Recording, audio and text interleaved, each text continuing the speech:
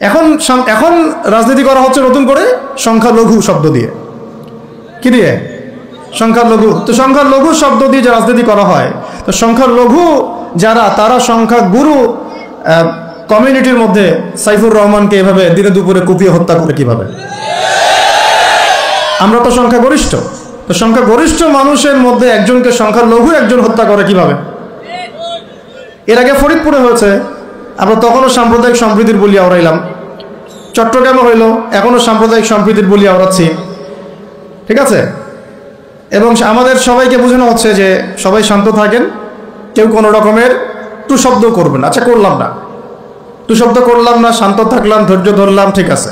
এরপরও যদি আরো 10 জনকে মারা হয় তখন,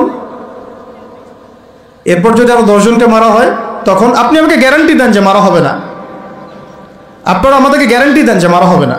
যদি মারা হয় তখন আপনি বলছেন মারা হবে না ইনশাআল্লাহ, ঠিক আছে। যদি মারা হয় তখন, এখন আমি ধৈর্য ধরলাম, এখন আমি সাম্প্রদায়িক সম্প্রীতির কথা বললাম, এখন আমরা চুপ থাকলাম, কেউ এগ্রেসিভ কোনো ভূমিকায় গেলাম না, এবং যাওয়া উচিত না, ঠিক আছে, খালাস।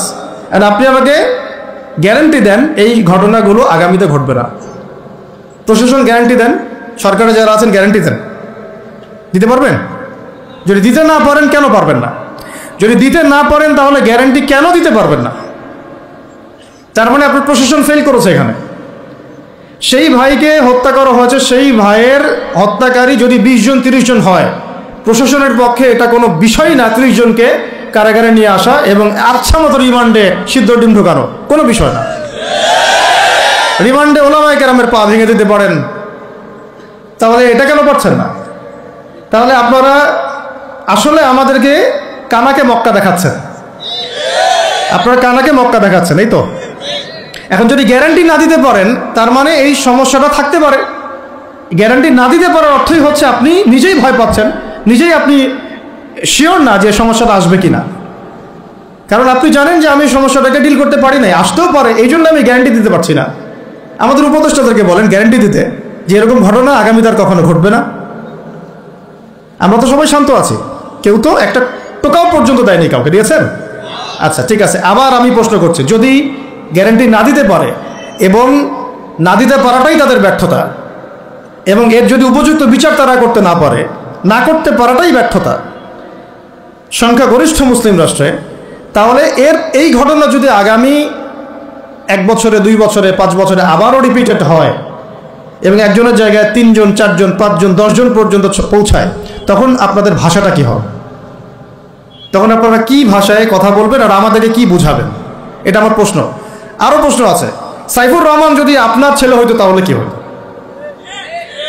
সাইফুর রহমান যদি আমাদের উপদেষ্টাদের কেউ হতো তাহলে কি হতো? সাইফুর রহমান যদি আমাদের যে ওলামায়ে কেরামগণ, শ্রদ্ধার সাথেই বলছি, বিনয়ের সাথে, আপনাদের যদি ছেলে হতো আপনারা কি সেম কথা বলতেন কিনা? সাইফুর রহমান যদি আপনার মেয়ের জামাই হতো তাহলে আপনি সেম কথা বলতেন কিনা? এই জায়গাগুলো তো অনেক গ্যাপস আছে। আমাদের এত স্বার্থপর চিন্তা চেতনা যে আমার তো আর নিজের ছেলে মরে নাই, আমার তো আর নিজের ভাইকে মারা হয় নাই, আপনি তো তাকে আপনার ভাই মনে করতে পারছেন না। এখন পর্যন্ত আপনি সাইফুর রহমানকে আপনার ভাই মনে করতে পারেন নাই। সবাই চুপ। আর আমাদের কিছু সুরসুরি মানহাজের কিছু মানুষ আছে, সুরসুরি আর গিরগিটি মানহাজ, মানে তাগুতের নাম এক্স হইলেও তার পক্ষে, ওয়াই হইলেও তার পক্ষে, জেড হইলেও তারই পক্ষে, সবসময় চুপ। একদম সুরসুরি মার্কা ঠান্ডা ঠান্ডা মানহাজ মানুষকে দেওয়া হয় এবং তারা একটু জনপ্রিয়, এই কারণে জনগণও চুপ হয়ে যায়। তাদের একটা স্ট্যাটাস দেখে মানুষ চুপ। হ্যাঁ, আমার তো আকাবির, আমার তো অমুক, আমার স্কলার এই বলছে, আমার শায়েক এই বলছে, বাস আমি চুপ। আপনি তো নিজের চিন্তাটাকে বিক্রি করে দিয়েছেন মানুষের কাছে, নিজের চিন্তাটাকে আপনি বিক্রি করে দিয়েছেন। তো একজন সেলিব্রিটি স্কলার এসে একটা স্ট্যাটাস দিল যে সবাই শান্ত থাকেন, কেউ কোনো কথা বলবেন না। কেন কথা বলবো না? আমি শান্ত থাকেন বলার আগে আপনার বলা উচিত ছিল যে আমার ভাইকে এভাবে মারা হয়েছে, আমি তীব্র নিন্দা জানাই এবং এর বিচার আমি দাবি করি। তারপরে আপনি বলতে পারতেন আপনারা শান্ত থাকেন, আমরা বিষয়টা ডিল করছি। এই যে ব্রেন ওয়াশ, এই যে আমাদের একটা জজবাকে এভাবে দমন করে দেওয়া হচ্ছে, এর ফলাফল কিন্তু আপনাদেরকে ভোগ করতে হবে। আচ্ছা ঠিক আছে, 10 জন মারা হলে চুপ করে থাকেন, ভালো কথা। আরো 100 জন মারা হলে তখনই কি চুপ করে থাকবেন? যদি একটা জেলার উপর আক্রমণ হয় তখনই কি চুপ করে থাকবেন? আপনারা শয়তান থেকে পালাতে চাচ্ছেন, কিন্তু শয়তান তো আপনাকে ছাড়বে না। আপনি কিছু বলেন আর নাই বলেন, আমি বলছি না এখনই বলেন, আমি বলছি আপনি এই হত্যার উপযুক্ত বিচার আমাদের সামনে নিশ্চিত করেন। জাতির সামনে এই 20-30 জন লোককে হাজির করে প্রকাশ্যে ফাঁসি দিয়ে দেখান যে হ্যাঁ আমরা সাইফুর রহমানের পক্ষে আছি। কিছুই করতে পারেন নাই পর্যন্ত, আপনারা কিছুই করতে পারেন নাই। ফরিদপুরের ঘটনা কিছু করতে পারেন নাই। এরকম ঘটনা বিচ্ছিন্ন না, এরকম ঘটনা বাংলাদেশের লাস্ট 5 বছরে এবং বিগত 15 বছরে অনেকগুলো হয়েছে। কিছু ঘটনা আমরা জেনেছি, কিছু ঘটনা আমরা জানি না, বেশিরভাগই আমরা জানি না। তো এই যে সমস্যাগুলো আমি সিরাত থেকে কেন বলছি, কারণ সিরাতে আপনাকে এগুলো সমাধান দিবে। আর এই বিষয়টা আমাকে খুব পীড়া দিচ্ছে ভিতর থেকে, যেটা আমাদের আচরণ, আমরা যে এত বেশি মানে দাসত্বের একটা ইয়াতে চলে আসছি, মেজাজটা আমাদের দাসত্বের মধ্যে চলে আসছে। আমরা শত্রুর চোখে চোখ রেখে কথাই বলতে পারি না। শত্রুর চোখে চোখ রেখে কথা না বললে তো সে আমাকে দাম দিবে না। কই, সে তো চায়নার সাথে এসব ডিল করতে পারে না, সে তো ইভেন পাকিস্তানের সাথেও তো পারে না। পাকিস্তানে কি খুব মুসলিমদের ঐক্য আছে নাকি? না, নাই তো। ওর ইন্টারনাল অবস্থা তো আমাদের চেয়ে অনেক সময় খারাপ। কয়েকটা পারমাণবিক বোম আছে, এই কারণে তার দিকে তাকাতে পারে না। স্বাধীনতার 50 বছরে কয়টা মিসাইল তৈরি করলেন? একটাও তো তৈরি করার ফিকির করলেন না। তাহলে বিগত 50 বছরের ইতিহাস যদি আমরা ঘাঁটি, তাহলে দেখব যে যত রকমের মানব রচিত তন্ত্রমন্ত্র আছে, এই তথাকথিত গণতন্ত্রই বলেন, আর এই জাতীয়তাবাদের কথাই বলেন, আর এই তথাকথিত ধর্মনিরপেক্ষতাবাদ, আর এই কমিউনিজম যা আছে সব ফেল করেছে। পশ্চিমা সব মতবাদ এখানে এমনভাবে ফেল করেছে যেটা ইতিহাসে বিরল। তাহলে একটা মাত্র পথ আপনাদের সামনে এখন খোলা আছে, যেই পথ দিয়ে এই সমস্ত সমস্যার সলিউশন আনা সম্ভব। সেই পথটাই হচ্ছে ওই যে লেখা আছে, সিরার আলোকে উম্মার সংকট নিরসন কর। ওই সিরাতের আলোকে যদি উম্মার সংকট নিরসন করতে না পারি, আর কোনো রাস্তা আমাদের সামনে খোলা নাই। দিন কায়েমের শর্ত 3টা বলেছেন না? 3 নম্বর শর্তটাই হচ্ছে এটা যদি ইবাদত হয়, দিন কায়েম যদি একটা ইবাদত হয়ে থাকে, তাহলে সেই ইবাদত কবুল হবে শুধু একজন ব্যক্তির তরিকায়। কার তরিকায়? মুহাম্মদ রাসূলুল্লাহ সাল্লাল্লাহু আলাইহি ওয়াসাল্লামের তরিকায়। ইবাদত হতে হবে এক আল্লাহর জন্যে, হালাল রিজিক থাকতে হবে, এবং তরিকা হতে হবে কার? মুহাম্মদ রাসূলুল্লাহ সাল্লাল্লাহু আলাইহি ওয়াসাল্লাম। তো মুহাম্মদ সাল্লাল্লাহু আলাইহি ওয়াসাল্লামের তরিকাই হচ্ছে সিরাত, যেটার মধ্য দিয়ে আমরা দিন কায়েম করবো ইনশাআল্লাহ। আর কোনো রাস্তা খোলা নাই। যত তন্ত্রমন্ত্র নিয়ে আসো, যত তন্ত্রমন্ত্র, এখন তো 4টা-5টা আছে, আরও যদি নতুন কোনো তন্ত্রমন্ত্র নিয়ে আসে, তারপরেও এই জাতির মুক্তির কোনো পথ নাই সিরাত ছাড়া। এখন আমাদেরকে আগে সিরাত পড়তে হবে ভাই, সবাইকে আগে সিরাতটা পড়তে হবে। সিরাত পড়লে পরে আপনারা বুঝতে পারবেন যে ইনশাআল্লাহ তাআলা কোন পথে আমাদেরকে হাঁটতে হবে। সিরাত একটা গল্পের নাম নয়। যেমন ওযু করার সুন্নত আছে, তারপরে নামাজের সুন্নাহ পদ্ধতি আছে, আপনি মিসওয়াক করতে গেলেও একটা সুন্নাহ পদ্ধতি আছে, ইস্তেনজায় গেলেও একটা সুন্নাহ পদ্ধতি আছে, সওম রাখবেন সুন্নত একটা পদ্ধতি আছে। প্রত্যেকটা ইবাদতের কাপড় পরা, কাপড় খোলা, বাসায় ঢোকা, বাসা থেকে বের হওয়া, গাড়িতে চড়া, প্রত্যেকটা পদক্ষেপের সুন্নত পদ্ধতি আছে। তো সিরাত আসলে কি? সিরাত হচ্ছে একটা সুন্নত। সিরাত নিজেই একটা সুন্নত। কিসের সুন্নত? সিরাত হচ্ছে কিভাবে আল্লাহ পাকের জমিনে সমস্ত তাগুতি, কুফরি, শিরকি, বিধান, মতবাদ, শক্তিকে উপরে ফেলে আল্লাহর দিন প্রতিষ্ঠা করতে হয়, এই সুন্নত। বুঝাতে পারলাম কথাটা গভীরতা? সিরাতও একটা সুন্নত। কিসের সুন্নত? কিভাবে একটা কুফরি সমাজকে উৎখাত করতে হবে, একটা তাগুতি সিস্টেমকে চেঞ্জ করতে হবে, কিভাবে আল্লাহদ্রোহী শক্তিকে পরাজিত করতে হবে, কিভাবে যেখানে লা ইলাহা ইল্লাল্লাহ মোটেই নাই সেখানে সেটা কায়েম করতে হবে। এক কথায় আল্লাহ পাকের জমিনে আল্লাহর দিন কায়েমের সুন্নতের নাম সিরাত। বুঝতে পেরেছি কথা? এটা কোনো গল্পের নাম নয়। নবী সাল্লাল্লাহু আলাইহি ওয়াসাল্লাম এত সালে জন্ম নিয়েছিলেন, তার বাবার নাম আব্দুল্লাহ ছিল, মায়ের নাম আমিনা ছিল। This is not the reality of সিরা। এটা সিরাতের বাস্তবতা না আর কি। সিরাত মানে এটা গল্প না, ওটা আমরা আমাদের বাচ্চাদেরকে ঘুমানোর সময় শোনাই যে আমাদের শেষ নবীর নাম মুহাম্মদ রাসূলুল্লাহ সাল্লাল্লাহু আলাইহি ওয়াসাল্লাম, তার বাবার নাম আব্দুল্লাহ, মায়ের নাম আমিনা, দাদার নাম আব্দুল মুত্তালিব, চাচা আবু তালেব, হ্যাঁ ইত্যাদি। বাবা মারা গিয়েছেন জন্মের আগে, মা ইন্তেকাল করেছেন 6 বছর বয়সে, দাদা ইন্তেকাল করেছেন 8 বছর বয়সে, এরপরে আবু তালেবের কাছে তিনি মানুষ হতে লাগলেন। এইগুলো গল্প। তো এইটা আর সিরাতের আলোকে বর্তমান প্রেক্ষাপটের সমস্যা বের করা, এটাকে সলভ করা, আর সিরাতের আলোকে দিন কায়েম করা, এই জিনিসটার এক না, এটা ডিফারেন্ট। তা আমরা এখন সিরাত কেন্দ্রিক যত আলোচনাই করছি বাংলাদেশে এবং করব, আলোচনার গন্তব্যটা হবে এরকম যে সিরাতের আলোকে দিন প্রতিষ্ঠা, সিরাতের আলোকে দিন প্রতিষ্ঠা। কারণ আমাদের দেশে দিনের রাজনৈতিক অবস্থান নাই, আমাদের দেশে দিনের রাজনৈতিক অবস্থান নাই। দিন সিরাতের আলোকে কায়েম করতে হলে কয়টা ক্ষেত্রে কায়েম করতে হবে সেটা আগে জেনে নেই। আচ্ছা, তার আগে একটা জিনিস আলোচনা করে নেই যে দিন কায়েম কি দুনিয়াবি কাজ না ইবাদত? এতটুকু তো বুঝেন, দিন কায়েম একটা ইবাদত। নামাজ, সওম, যাকাত, জিহাদ, তাবলীগ, দিন প্রতিষ্ঠা, যেটাকে আমরা আরবিতে বলি ইকামাতুদ দ্বীন, এটা কি? তাহলে একটা নিঃসন্দেহে ইবাদত। আমাদের নবীজি করেছেন, নবীজি নিজে করেছেন তো, সাহাবায়ে কেরাম এই যে 1400 বছর ধরে সলফে সালেহিন, আকাবের, আমাদের আসলাফরা করেছেন না? সবাই করেছেন। আচ্ছা, এখন এটা যদি ইবাদত হয়, ইবাদত কবুলের শর্ত কয়টা? একজন বলেন দেখি, ইবাদত কবুলের শর্ত কয়টা? 3টা, তাই তো? বেসিক শর্ত কয়টা? 3টা। একটা হচ্ছে ইবাদত হতে হবে এক আল্লাহর জন্য। কার জন্য? তাহলে এই আল্লাহর জমিনে সিরাতের আলোকে দিন কায়েম করার লক্ষ্য উদ্দেশ্য থাকবে শুধু এক আল্লাহর সন্তুষ্টি অর্জন করা, শুধু এক আল্লাহকে রাজি খুশি করার জন্য আমরা আল্লাহর জমিনে দিন কায়েমের চেষ্টা করব। খালাস, কথা ঠিক আছে?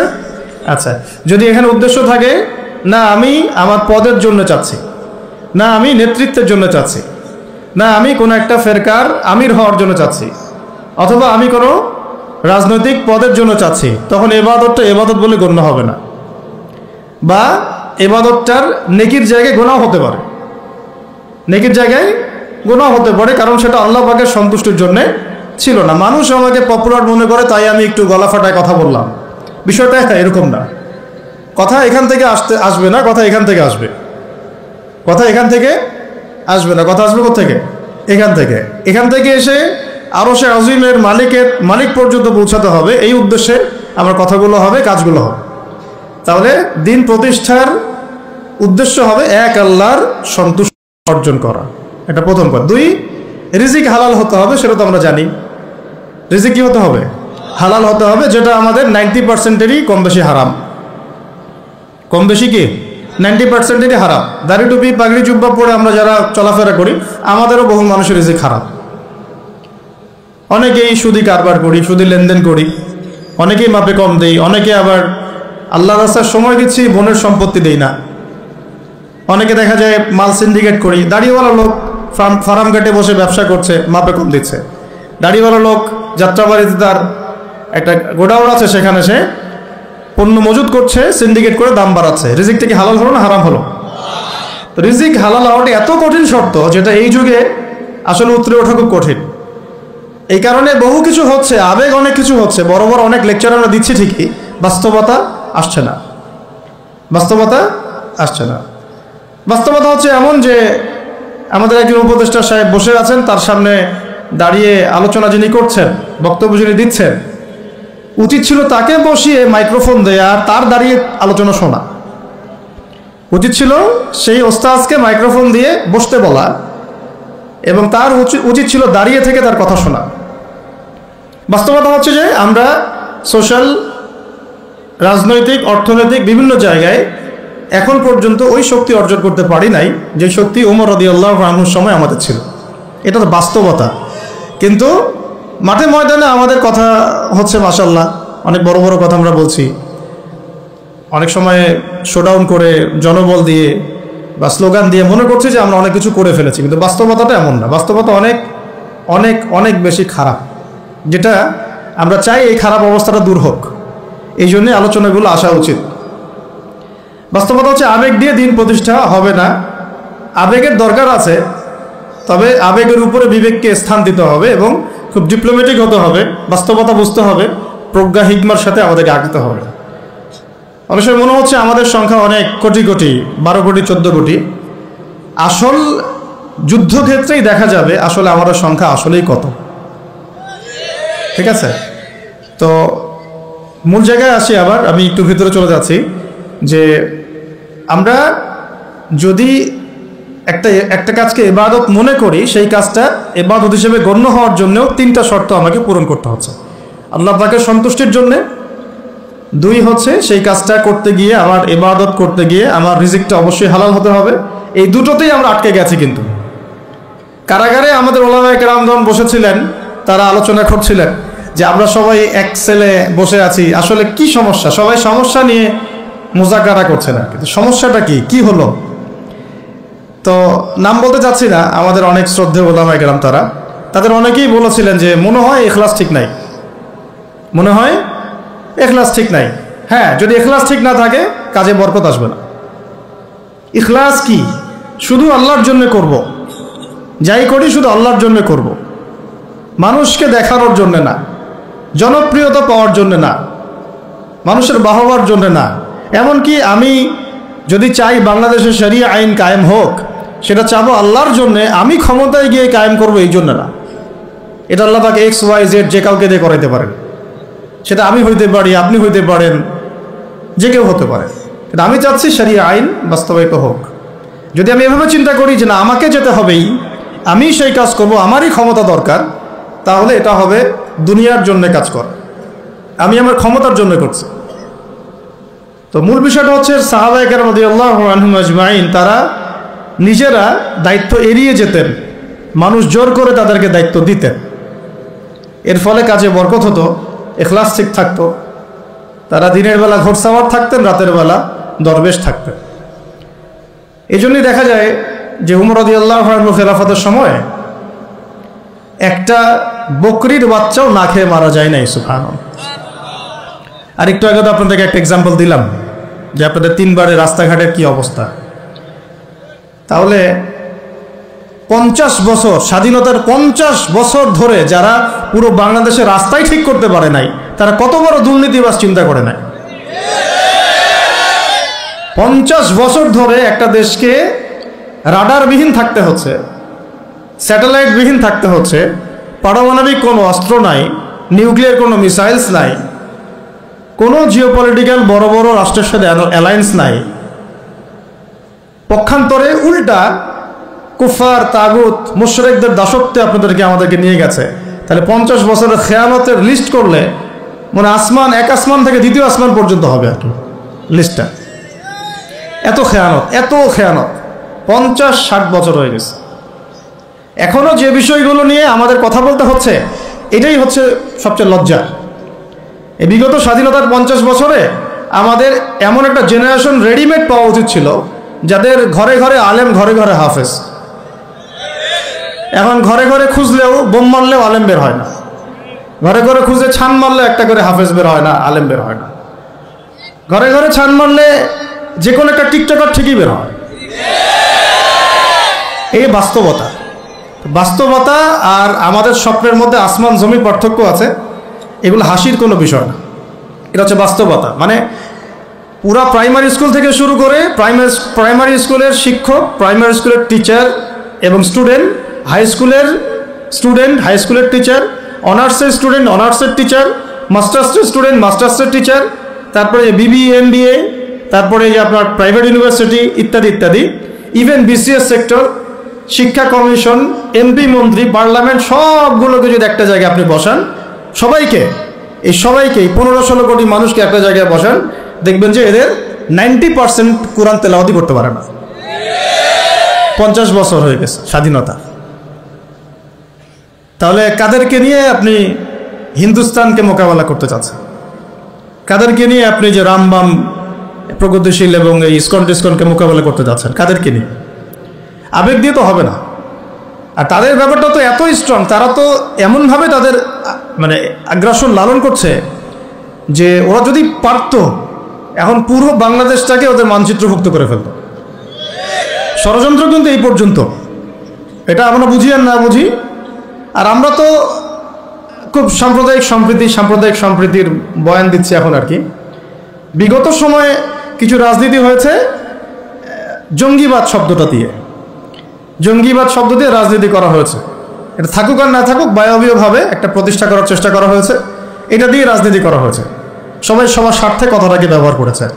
আসলে এটা একটা বায়বীয় শব্দ ছিল, কোনো অস্তিত্ব না।